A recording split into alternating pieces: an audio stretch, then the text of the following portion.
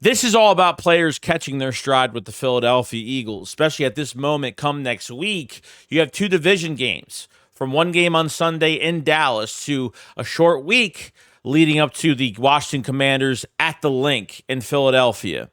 Lot going on here. What players are catching their stride? Can the defense win this way going forward with no premier edge rusher right now?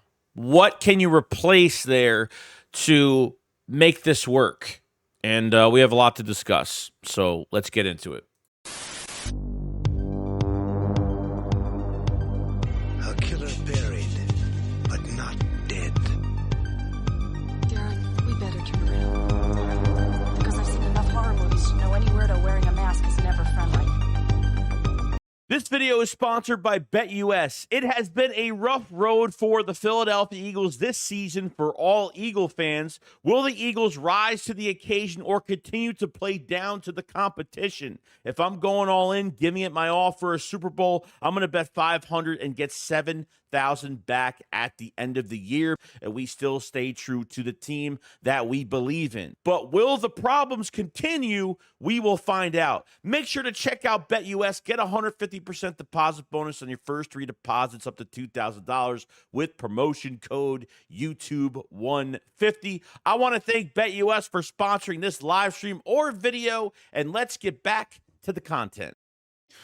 All right, so here we are. Okay, now this is going to be really interesting. Okay, I think what we really have to be grateful for is the secondary for the Philadelphia Eagles, because honestly, we haven't had a secondary like this probably since the early 2000s. I mean, we're already shocked enough that we went for two DBs the first and second rounds of the draft, and obviously getting Isaiah Rodgers off of the suspension last year and having as much depth as you have with Ricks and having Keely Ringo that had a good offseason program and has had some chances this season, coming in, to getting some play at times.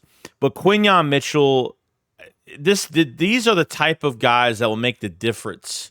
Okay, dude, if they just had somewhat of one more piece on that defensive line, I always say this, man, it's like the perfect year to at least try to acquire somebody, and it just sucks so much that Bryce Huff is just not working out for this team, and the money that he's making, it really hurts me inside to have this, but the future is a whole nother story. I mean, Quinyon Mitchell has been one of my favorite players, and obviously really blocking his way into defensive rookie of the year is really getting these interceptions bad. It's like he's dropped like 5, 6 of them. I mean, we could probably keep count of what he's dropped so far.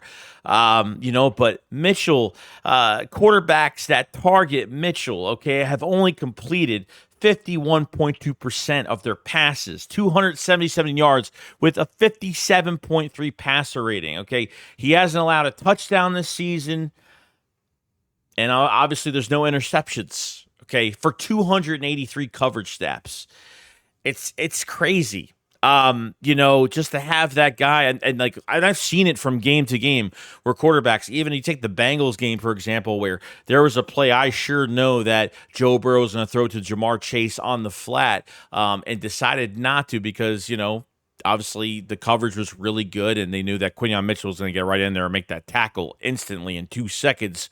But he has been absolutely fantastic. If you don't talk about a cornerback in a game, that's a really good sign he's doing a good job. There's some games where you don't really even talk about Quinyon Mitchell that much. A play will come his way, and then there's a lot of times these quarterbacks are not throwing his way. And I wish that he would be on the best guy. I wish they went through what they used to do with Slay a couple years ago. Remember when they would kind of lock him up? I think the perfect game I really did like a couple years ago, I think in 2022, was the Vikings game on primetime where they took Slay and they fouled him on Justin Jefferson the whole entire day. I think he only had like 40-something yards receiving that night. That's why I miss them doing. But you know what? If they feel that both their outside corners can take on anybody, and obviously Slay has had a pretty good season this year, took off that last game obviously because of a small injury or a lingering issue the last few weeks, but now want to get his body right for obviously these two games coming up against the Cowboys and obviously the Washington Commanders. So with Quinyon Mitchell being here, I mean, there's so much there. It's just you finally have your number one corner in the building. And he's not the type of corner where he's flashy. He's not, he's a talker in game, but he puts his helmet on and he goes to work. And I've seen what other players, especially the Mike Evans, mic'd up against the Tampa Bay Bucks. It seems like he was the only player that had juice for the defense. So there's a lot of good things just to take from this and to really pray to God. The football gods have granted us. I didn't really feel good about this pick when it happened. I felt good about it, but I was a little weary because Nick was roommates with, the Toledo head coach back in the day. And I was like, oh, this is Nick Sirianni just having connections with a guy at a school. And, we saw what he did in the Senior Bowl, and it was fantastic and very physical. And let me tell you, Quinyon Mitchell is a stud, and we're very happy with that. On top of Slay leaving after this season and who they're going to replace him with, do they re-sign Isaiah Rodgers? Do they, think that Keely Ringo will be up to the task next season? Eli Ricks obviously is another depth piece that they have. So there's going to be a lot of decisions made, but going into obviously the rest of this season, Quinyon Mitchell is, man, I think he's everything that we've hoped for him to be, and it's been absolutely fantastic. Now, another superstar on this team that we're going to talk about for the rest of this year, and I think he's got to play nickel this year because he really has no choice because of the depth and where we're at right now. Cooper DeJean has been a superstar this season. Obviously, he missed the whole offseason program, and, the last few weeks, he's been integrating himself into this defense and he's getting more comfortable. And let me tell you, when it comes to Cooper DeJean, especially, I don't see him playing nickel for the future of this team. Who knows? There might be safety. Who knows what's going to happen? I see him as that move around piece, that Swiss Army knife piece for the Philadelphia Eagles in the future. He just has too much value, especially when he has probably the best IQ on this defense. He sees things before they happen. I remember that 4th and 14. I forgot the Isaiah Rodgers in the last game. He gave up the big 4th and 14, and DeJean unfortunately was on the other side, and he read that play the whole way, and he was already running to that side the entire time, but just couldn't get there in time. So you know that he reads things so well. The fake QB sneak from Trevor Lawrence going in, coming back out, and he was already in coverage at that point. He has got the stickiest coverage I've seen. I would say it's almost crazy because I feel like his coverage is better than Quinyon Mitchell, and that's pretty much even lockdown. And that's nothing against Quinyon Mitchell because he's fantastic, but DeJean is just, he doesn't give a single yard of space. It's almost insane at that point. But because that nickel spot is so empty right now, especially if, DeJean is literally, that's the only, no one else could play inside, unfortunately. Isaiah Rodgers can't play on the inside. I don't know why they didn't cross-train some of these outside guys to the inside. Ringo can't play on the inside. Ricks can't play on the inside. And obviously, Slay will never play on the inside. Quinyon Mitchell was supposed to play on the inside beginning of the season, unfortunately. Fortunately, because Isaiah Rodgers messed up his hand the first week before the Brazil game, and I think Quinyon would have been in that nickel spot the whole season, and Isaiah Rodgers would have been on the outside, and we would have never seen Quinyon Mitchell on the outside this season. So glad that he's playing the outside where he belongs, because you want him to be there for this year. Slay will pass the torch, and boom, Quinyon Mitchell will be the number one corner in Philadelphia, which is fantastic. DeJean, I think you put him anywhere on the field and he will make plays. He should be, for the future of this team, he should be the matchup guy. If the Eagles are struggling and they need to put him somewhere, whether it's an outside linebacker or throw him anywhere, okay, for specific matchups every week, I think that's going to be his future on this team. I think it's a big weakness to put him at one position. I think they should always move him around all the time. That's why I could see him as a Harrison Smith type linebacker that's very rangy, disguises coverages, and sees things before they happen and makes the calls on the back end. I think he could do so much with this defense going forward.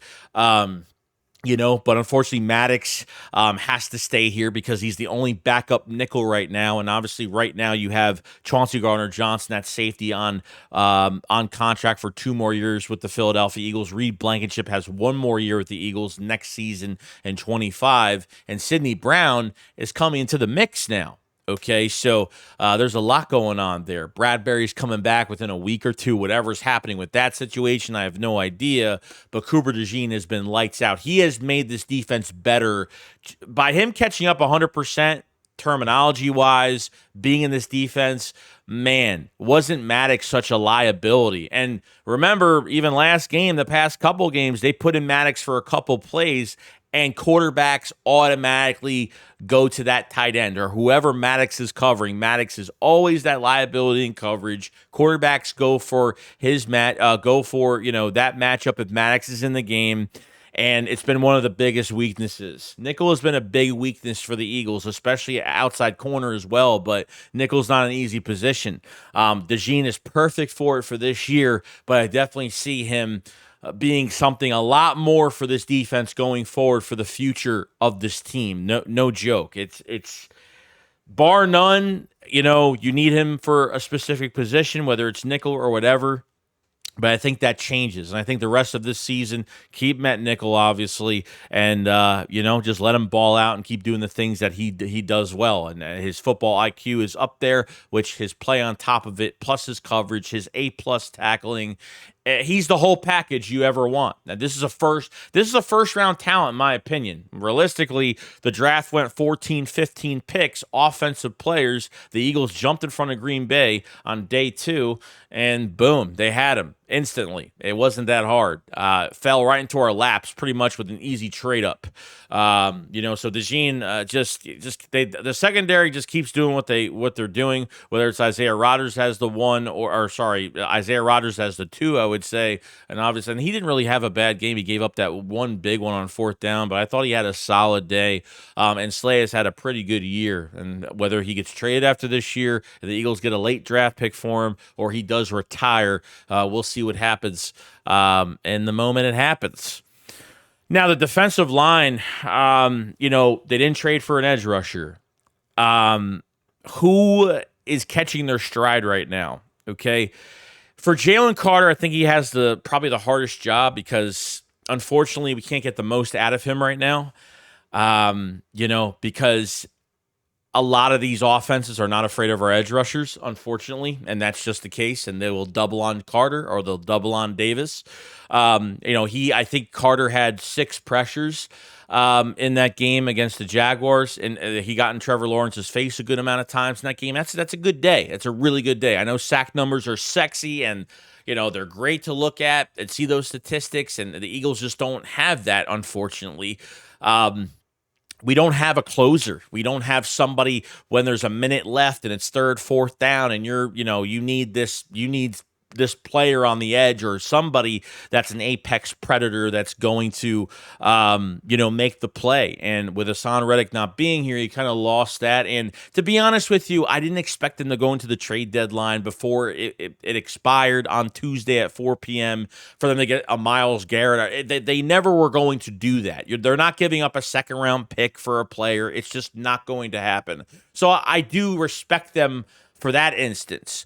But what I can say is, it wouldn't have hurt to get a Chase Young. It wouldn't have hurt just to get a body, just to get something in there. And yes, Jalix Hunt, as promised by Nick the other day, they're going to get Jalix Hunt involved. And hopefully I am right about that. So with a good secondary and what you have on your defensive line right now, what do you have to really depend on?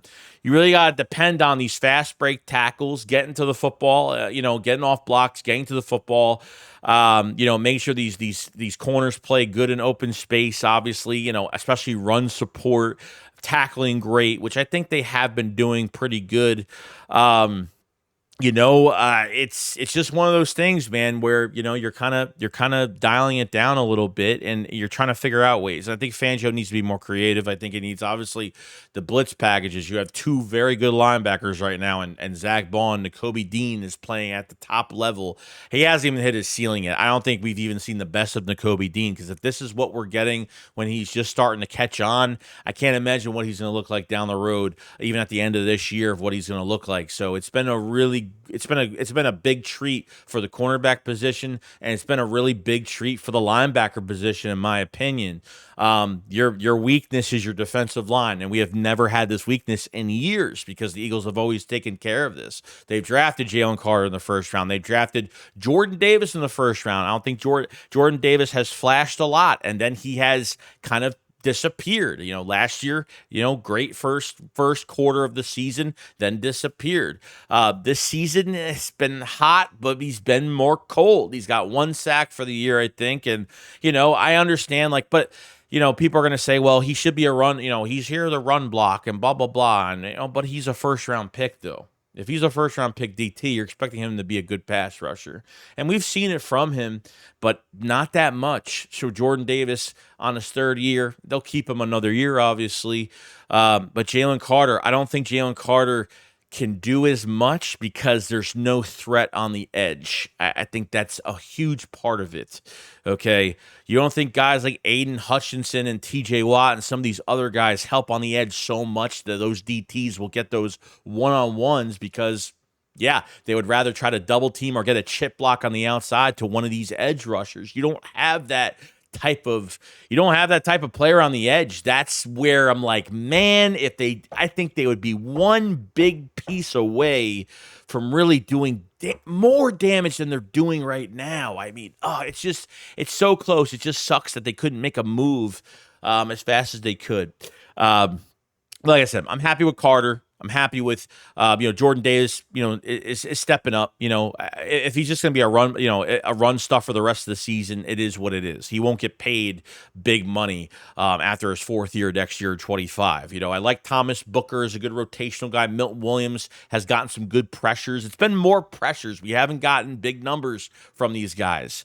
A 7th round pick, and Moro Ojomo, that was more of a run stuffer in college, flashed as a pass rusher, and really, man, I mean, he's been pretty consistent chasing after quarterbacks a little bit. So he's been doing good in recent weeks. So DT's not a bad position at all. It's really defensive end, which I'm really worried about going forward. So Fangio needs to run more stunts, needs to create more, just gotta give combat. Can't just play basic all the time. Obviously, got to change things up once in a while for this defensive line to do a little bit more. Obviously, Nolan Smith has gotten, and I blame nothing on Nolan Smith. Okay, I blame nothing, because how the coaches treated him last year was absolutely pathetic with Sean Desai, Matt Patricia. I mean, they barely even had him. They started him, I think, from the Miami game, and then they gave him more reps like later on at the end of the year. They really didn't do anything with him beginning of the season. He played just special teams. I know he dealt with an injury, so I get that, but the excuses were there's not enough snaps to give everybody. But Nolan Smith is a first-round pick. Nolan Smith has 2.5 sacks in 4 games. It's not bad, okay? Because I would say he missed most of last year. He didn't play the whole year last year, So if Nolan Smith had 5 sacks last year, 6 sacks last year in 23, I would have felt more comfortable to trade Hassan Reddick, obviously, in the moment. And yes, we can't control what Hassan Reddick wanted, and who knows? He's probably a dick. I have no idea. Whatever the case may be with him, and he was complaining about, wanting to get more money, and the Eagles just said, nope, we're not going to do it, not in that price range, whatever those discussions were behind the scenes.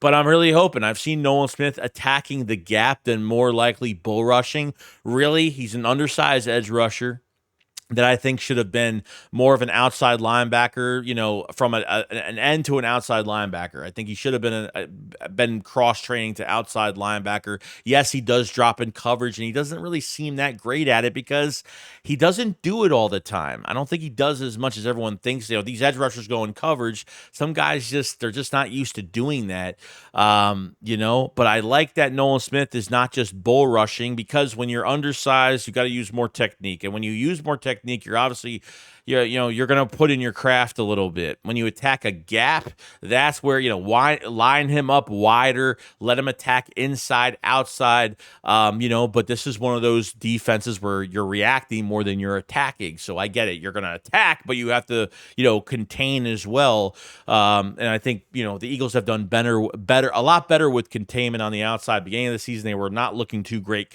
These edge rushers weren't containing as much on the outside too much. So with Nolan Smith, look, there's only so much. Brandon Graham's retiring. I don't expect him to have big numbers this year. Josh Sweat, I think, has been one of the biggest disappointments of the season. He's got 4 sacks, 3 sacks. I don't know how many sacks he has for the year, but I think he's been one of the biggest disappointments of the season, because once Reddick left, we really expected him to really take that torch a little bit and have those big numbers this late in his career. And obviously the Eagles restructured his contract because most likely Josh Sweat is gonna walk into free agency. The Eagles will not keep Josh Sweat after this season, and Bryce Huff is either